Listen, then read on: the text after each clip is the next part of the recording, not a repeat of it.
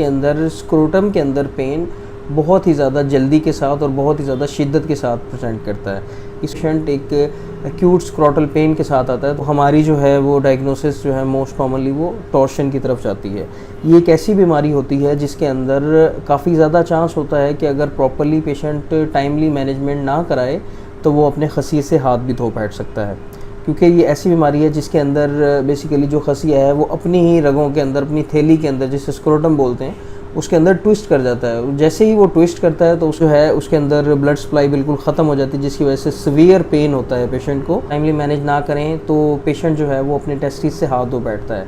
और कुछ पेशेंट ऐसे होते हैं, अगर हमारे पास वो काफ़ी ज़्यादा लेट प्रेजेंट करते हैं टॉर्शन के साथ, तो ऑलरेडी उनकी जो है टेस्टिस का साइज़ वो बिल्कुल ख़त्म हो चुका होता है, डेड हो चुका होता है। आपके पास इमरजेंसी में प्रेजेंट करता है विद इन 1 to 2 आवर, तो इसको फौरी तौर पर एक्सप्लोर किया जाता है, मतलब